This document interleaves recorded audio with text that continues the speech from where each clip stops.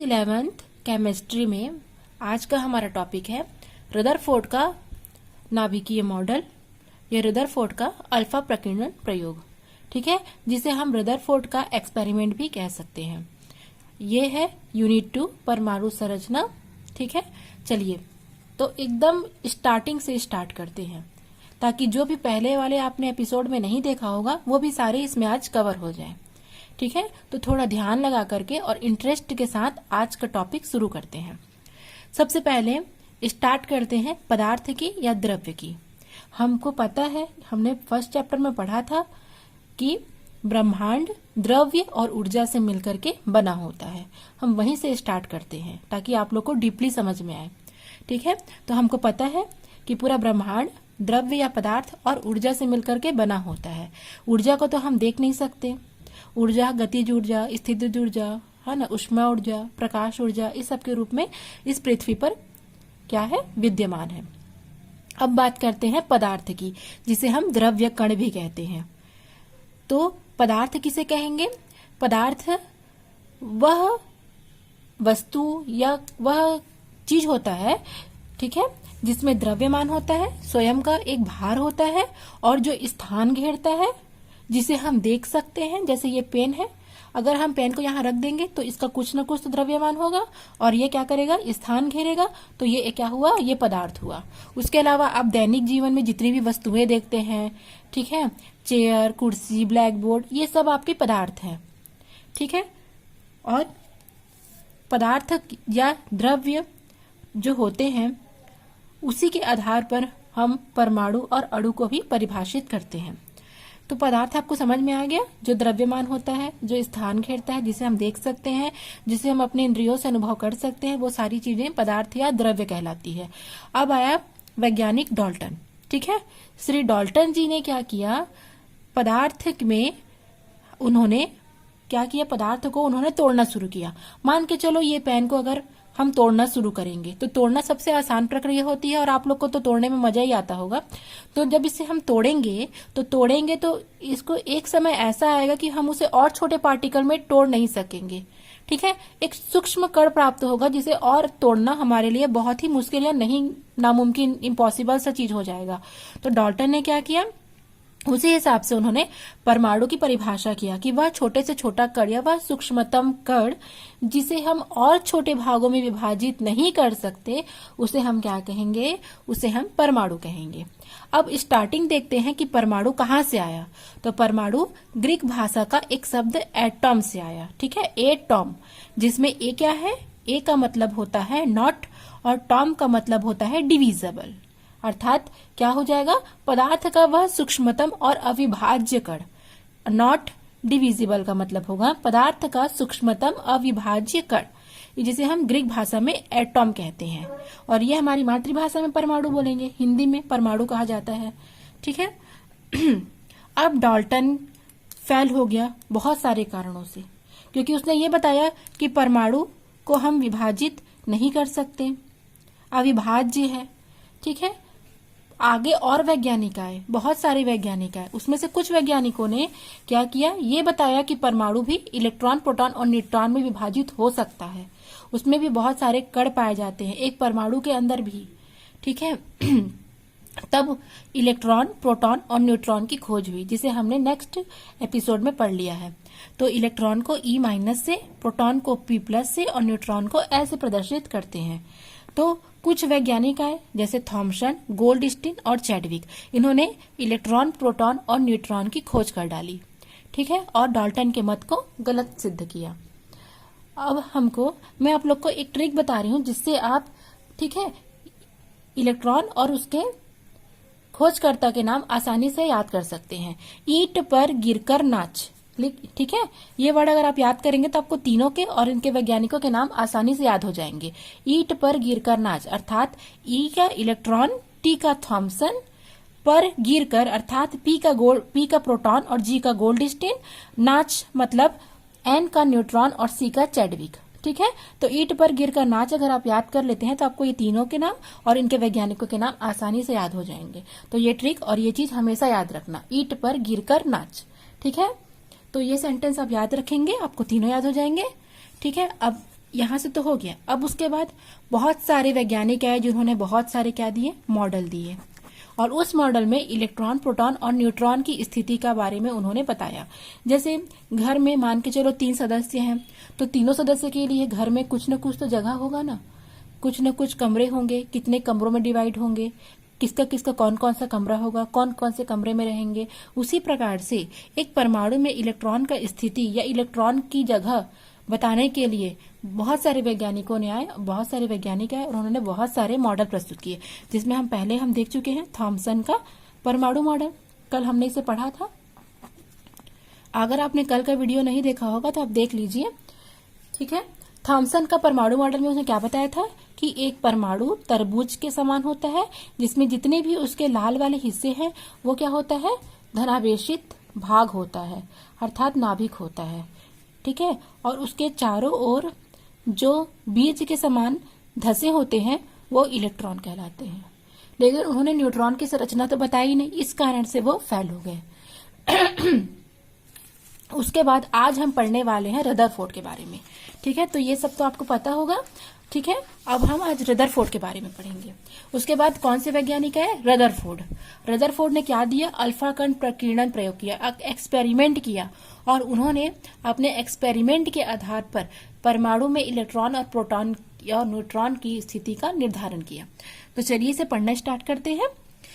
Rutherford, actual में Rutherford के जो 2 स्टूडेंट थे, गीगर और मार्सडन, ठीक है, थोड़े अजीब हैं नाम, गीगर और मार्सडन, इन्हीं दोनों ने अल्फा कण प्रकीर्णन का प्रयोग किया।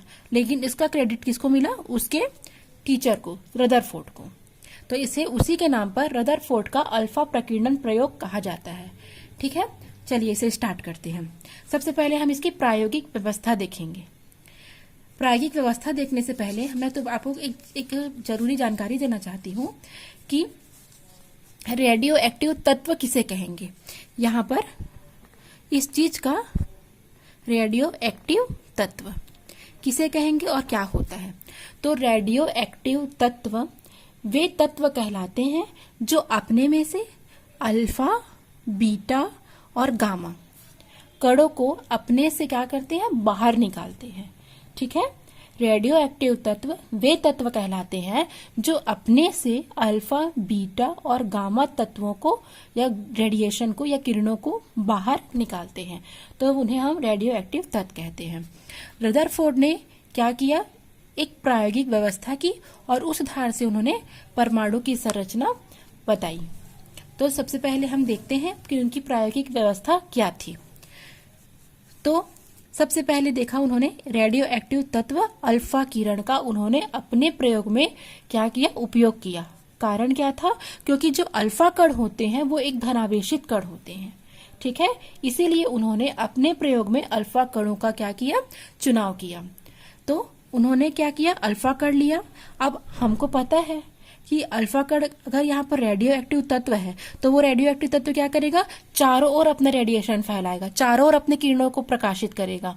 उसकी किरणें सब जगह आएंगी, इधर भी, ऊपर भी, इधर भी, इधर, चारों जगह क्या होगा, उसके किरण बौछार टाइप का मतलब फैलेगा।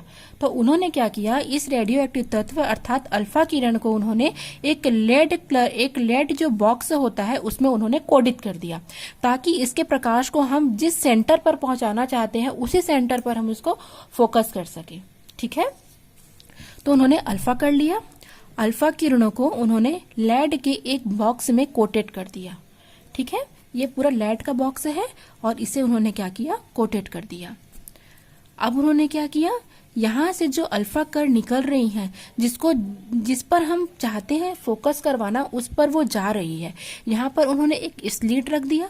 स्लिट किसे कहेंगे, स्लिट वह वस्तुएं होती हैं जिसमें से हम प्रकाश की जो पुंज होती है, प्रकाश का जो बीम होता है, उसको हम फोकस करवा सकते हैं किसी भी धातु पर। तो यहाँ पर उन्होंने स्लिट का प्रयोग किया ताकि ये जो अल्फा कण है वो उससे गुजरे, उस सकरे जगह से गुजरे, उस पुंज को हम उसमें से गुजार सके, ठीक है। तो अल्फा किरण जो पुंज है, आप देख रखते हो, अल्फा किरण जिसे हम बीम भी कहते हैं। और यहाँ पर उन्होंने एक सोने की पतली पन्नी रखी, ठीक है। सोने की पतली पन्नी क्या होती है इसके बारे में भी आप लोगों को मैं बता देती हूँ, ठीक है। जब हम किसी धातु को पीटना शुरू करते हैं, मान के चलो धातु कई तरह की बनी होती है, कई परतों दर परत, एक परत के ऊपर दूसरे परत के ऊपर तीसरे परत, जैसे ये है बहुत सारे परत दिख रहे हैं आप इसमें, तो वैसी धातुएं परत दर परत बनी होती है। और जब हम किसी धातु को पीटना शुरू करते हैं तो क्या होता है, वो पतली होते जाती है। आपको सबको पता है वो पतली होते जाती है। क्यों ऐसा होता है? क्योंकि वो अपने परत से हटते जाती है उनसे। जैसे इसको हम पीटेंगे तो ये थोड़ा सा आगे ही जाएगा, अपने परत से वो अलग होती जाती है, इससे वो पतली होती जाती है। तो वैसे ही उन्होंने क्या किया, सोने की एक पतली पन्नी रखी, ठीक है, और उन्होंने क्या किया, एक फोटोग्राफी प्लेट लिया। फोटोग्राफी प्लेट किसे कहेंगे? पुराने जमाने में जो कैमरे होते थे उनसे अगर हम फोटो क्लिक करते थे तो फोटो क्लिक करने पर फोटोग्राफर हमको एक क्या देता था, रील देता था, ठीक है, जिसके हम निगेटिव कहते थे। उस रील में हमारा फोटो का प्रति छाया रहता था, जिसको हम धुला करके और भी कॉपी ले सकते थे। तो उसी रील को हम फोटोग्राफिक प्लेट कहते हैं, ठीक है। और यहाँ पर उस फोटोग्राफी प्लेट पर जिंक सल्फेट की परत लगी होती है, ठीक है। अब अपना प्रयोग करते हैं वो, तो उसके क्या करते हैं, इस पूरी प्रक्रिया को करने के बाद उसे वो क्या करते हैं, एक निर्वात के द्वारा उसे वो पूरा तरीके से घेर देते हैं, ताकि निर्वात के द्वारा, ताकि जो वायु है उसका आवागमन रुक जाए, ठीक है। उसे पूरा क्या कर देते हैं, एक वैक्यूम क्लीनर होता है उसी प्रकार से उसको क्या करते हैं, पूरी तरीके से उसको निर्वात में रख देते हैं। एक बार और आप लोग को बता देती हूँ, ठीक है, कि रदरफोर्ड ने क्या किया, एक उन्होंने रेडियो एक्टिव तत्व लिया, अल्फा कणों का चुनाव किया, क्योंकि अल्फा कण क्या होता है, अल्फा जो किरण होता है वो धनावेशित होता है, और उन्होंने उसे लेड ब्लैक से क्या किया, बॉक्स से उसे कोटित कर दिया, ताकि हम जो अल्फा किरणें हैं वो चारों दिशा में ना जा करके हमको जिस पर फोकस करना है वो उसी पर जा सके। एक स्लिट लिया, स्लिट की सहायता से उसको एक सोने की पत्ती पर या सोने की पन्नी पर उसे हम क्या करते हैं, उसके अल्फा किरणों के जो पुंज होते हैं या जो बीम होते हैं उसे हम उसे वर्षा कराते हैं। सोने की पतली पन्नी के कारण ये जो किरणें हैं वो फोटोग्राफिक प्लेट से टकराती हैं, और जहां जहां वो टकराती है वहां वहां धब्बे बन जाते हैं, जिससे हम कुछ निष्कर्ष निकाल सकते हैं। तो ये उनकी प्रायोगिक व्यवस्था थी, ठीक है, और उसे उन्होंने निर्वात में रख दिया। अब हम क्या करेंगे, इसे आप एक बार लिख लीजिए या स्क्रीनशॉट कर लीजिए ताकि आपको आसानी हो, ठीक है। रदरफोर्ड का नाभिकीय मॉडल भी कहते हैं। यहाँ अल्फा कण स्रोत है, ये लेड ब्लॉक है, ये स्लिट है, ये फोटोग्राफिक प्लेट है जो जिंक सल्फाइड की बनी है, ये पतली स्वर्ण की पन्नी है, और ये क्या है, एक माइक्रोस्कोप से हम उसका प्रेक्षण कर रहे हैं। तो आप इसे स्क्रीनशॉट जल्दी से ले लीजिए, फिर हम आगे के बारे में और पढ़ेंगे, ठीक है। तो उन्होंने क्या किया, उन्होंने जब ये पूरा प्रेक्षण किया तो उन्हें उसे कुछ ऑब्जर्वेशन प्राप्त हुए, अर्थात ये पूरी प्रक्रिया को जब उन्होंने किया तो उनको कुछ प्रेक्षण प्राप्त हुए। तो पहला प्रेक्षण क्या था, पहला प्रेक्षण था कि अधिकांश अल्फा कण, ठीक है, इसको शॉर्टकट में लेते हैं हम, क्या होता है इसमें से भी हम कर सकते हैं, पहले इसको बता देती हूँ।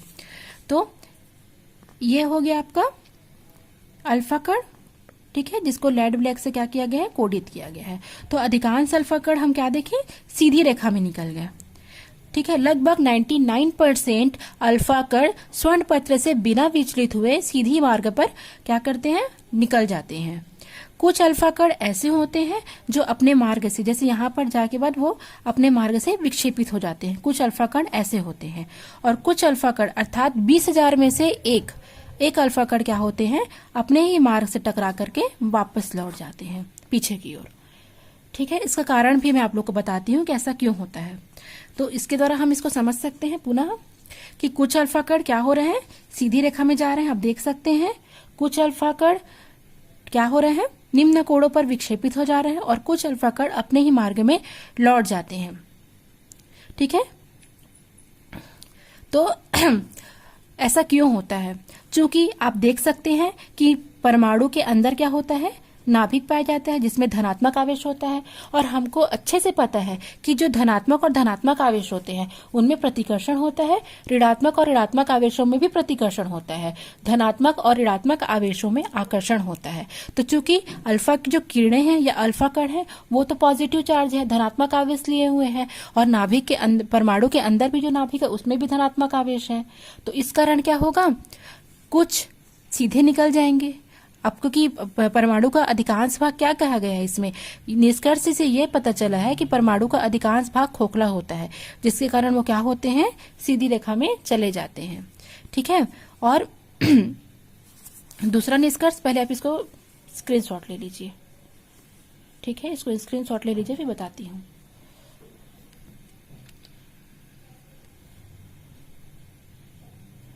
हो गया, इधर से भी ले लीजिए।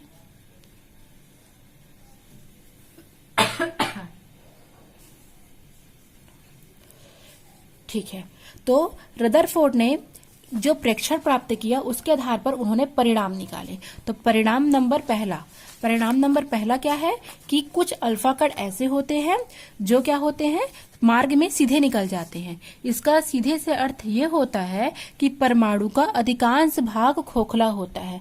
खोखला होने के कारण जो अल्फा कण होते हैं वो सीधे मार्ग में चले जाते हैं। ठीक है, दूसरा कारण क्या था, दूसरा कारण ये है कि कुछ अल्फा कण निम्न कोणों से विचलित हो जाते हैं या विक्षेपित हो जाते हैं। इसका कारण है क्योंकि अल्फा कण भी धनात्मक आवेश लिए हुए हैं और नाभिक भी धनात्मक आवेश है, तो धन धन प्रतिकर्षित होता है। तो जैसे ही अल्फा कण यहाँ पर जाते हैं तो धनात्मक आवेश के कारण वो प्रतिकर्षित हो जाते हैं, और प्रतिकर्षित होने के कारण ही वो विभिन्न कोणों में विचलित हो जाते हैं। और तीसरा पॉइंट है कि वो वापस से अपने ही मार्ग में लौट जाते हैं। तो इसका कारण क्या है, क्योंकि ये यहाँ से सीधे ऐसे टकराएगा, तो जैसे ही इसमें टकराना चाहता है वो, तो जैसे ही जाता है तो धनात्मक और धनात्मक आवेश होने के कारण, क्योंकि अल्फा कण में भी धनात्मक आवेश है, नाभिक भी धनात्मक आवेश लिए हुए हैं, तो जब ये एक दूसरे के सामने जाते हैं तो बहुत तीव्र गति से उनमें प्रतिकर्षण होता है, और इतना सॉलिड प्रतिकर्षण होने के कारण वो तुरंत अपने मार्ग में वापस लौट जाते हैं। ठीक है, तो इस आधार पर उन्होंने अपने निष्कर्ष प्रस्तुत किए। अब हम पढ़ेंगे, इसको भी आप स्क्रीनशॉट कर लीजिए, कि चूंकि अधिकांश अल्फा कण अविचलित रहते हैं, इसका अर्थ है कि परमाणु में अधिकांश भाग खोखला है। कुछ अल्फा कण विचलित हो जाते हैं, अतः परमाणु के केंद्र में कुछ धनावेशित कण है, जिसके कारण ये क्या करेंगे, प्रतिकर्षण के कारण एक दूसरे को प्रतिकर्षित कर देंगे और अपने मार्ग से विचलित हो जाएंगे। ठीक है, और इसलिए उन्होंने परमाणु के केंद्र को नाभिक नाम दिया। और बहुत कम 20,000 में से मात्र एक अल्फा कण ही ऐसा है जो टकरा करके अपने ही मार्ग में वापस लौट जाते हैं। ठीक है, इससे हमको यह पता चलता है कि परमाणु का बहुत कम स्थान घेरता है ये। ठीक है बच्चों, अब हम पढ़ेंगे रदरफोर्ड का परमाणु का नाभिकीय मॉडल। इस पर भी थोड़ा सा विचार कर लेते हैं कि इस हिसाब से अल्फा कण प्रकीर्णन प्रयोग से जो हमको प्रेक्षण और जो हमको निष्कर्ष प्राप्त हुए, उसके आधार पर रदरफोर्ड ने एक मॉडल का निर्माण किया, एक मॉडल प्रस्तुत किया, जिसको रदरफोर्ड का नाभिकीय मॉडल कहा जाता है।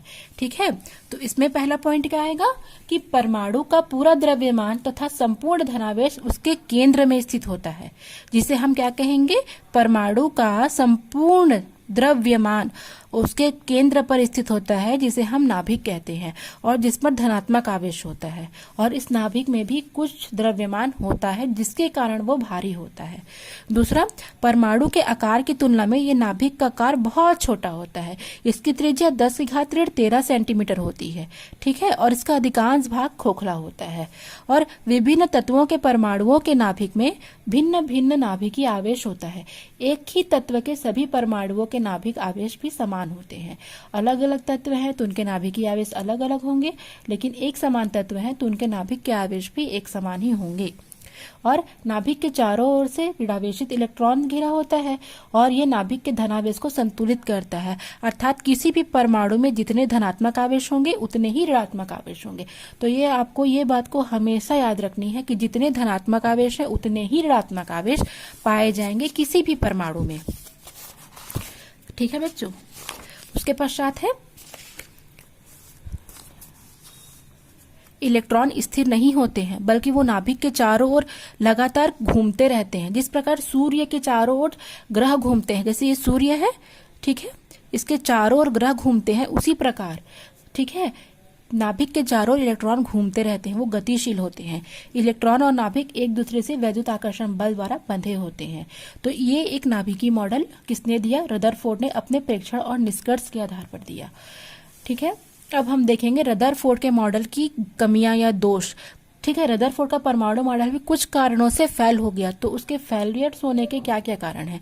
तो पहला कारण है, सबसे पहले तो रदरफोर्ड ने यह बताया कि नाभिक को सूर्य के समान और इलेक्ट्रॉनों को ग्रह के समान माना। ठीक है, क्योंकि सूर्य और ग्रह तो उदासीन होते हैं, जबकि परमाणु में नाभिक और इलेक्ट्रॉन उदासीन नहीं होते हैं। उनमें विद्युत आवेशित कण पाए जाते हैं और वो लगातार घूमते रहते हैं। तो उन्होंने परमाणु के स्थायित्व की व्याख्या नहीं कर पाए। रदरफोर्ड परमाणु के स्थायित्व की व्याख्या करने में असफल रहे। उन्होंने नहीं बता पाए वो कि नाभिक के आसपास जो ऋण आवेश होता है अर्थात इलेक्ट्रॉन होता है, उनकी गति करने के कारण एक त्वरण उत्पन्न होता है। ठीक है, एक त्वरण उत्पन्न होता है। और जिस प्रकार विद्युत चुंबकीय सिद्धांत के अनुसार क्या होता है, कोई भी अगर आवेशित कण है वो त्वरित है और विद्युत चुंबकीय विकिरण उत्सर्जित कर रहा है, तो वह ऊर्जा इलेक्ट्रॉन की गति से प्राप्त होगी। और ये अगर इलेक्ट्रॉन अगर नाभिक के चारों ओर घूमेगा तो जाहिर सी बात है उसमें त्वरण उत्पन्न होगा। और त्वरण के उत्पन्न होने से क्या होगा, उसकी ऊर्जाएं क्षीण होती जाएंगी और वो ऊर्जा के खत्म होने पर क्या होगा, इलेक्ट्रॉन क्या होगा, नाभिक में गिर जाएगा और वह परमाणु स्थायी नहीं रह पाएगा। इस कारण यह है जो परमाणु का नाभिकीय मॉडल है, ये फेल हो गया। दूसरा है, परमाणु के विविक्त स्पेक्ट्रा की व्याख्या नहीं कर पाया। अर्थात जब विकिरण उत्सर्जित कर रहा है इलेक्ट्रॉन और वो कक्षक में अपनी त्रिज्या से अपनी गति बदल रहा है और उससे प्राप्त होने वाला स्पेक्ट्रम यहाँ पर बताया है विविक्त न होकर के वो सतत होना चाहिए। क्योंकि भाई कोई भी इलेक्ट्रॉन अगर वो नाभिक के चारों ओर गति करेगा तो वो अलग अलग स्पीड से तो नहीं करेगा, वो एक समान स्पीड से ही करेगा, एक समान गति से ही करेगा। तो उससे जो निकलने वाला स्पेक्ट्रमी रेखाएं हैं वो तो एक समान होनी चाहिए, सतत होनी चाहिए। लेकिन इन्होंने उसे सतत ना बना करके उसको रैखिक बनाया। उन्होंने कहा कि वो विविक्त होगा, जो कि इस मॉडल पर बिल्कुल भी फिट नहीं बैठता है। ठीक है, और तीसरा था कि इलेक्ट्रॉन की संरचना, इलेक्ट्रॉनिक संरचना की व्याख्या नहीं कर पाया। अर्थात रदरफोर्ड मॉडल इलेक्ट्रॉनिक संरचना की व्याख्या नहीं कर सका कि नाभिक के चारों ओर इलेक्ट्रॉन का वितरण और इलेक्ट्रॉन की ऊर्जा से संबंधित जो व्याख्या है उसको नहीं करने के कारण ये दोष युक्त हो गया। ठीक है, तो आप लोग इसका नोट्स बना लीजिए और कुछ भी अगर गलतियां हो गई हैं मुझसे तो मुझे बताइए नोटिफिकेशन में। ठीक है, और मैं अपना बेस्ट देने की आप लोगों को कोशिश कर रही हूँ। तो मैं चाहती हूँ कि मेरी जितनी मेहनत है वो बेकार न जाए। आप लोग प्लीज पढ़ाई कीजिए और अच्छे अंकों से आगे बढ़ते जाइए। ठीक है, थैंक्स यू।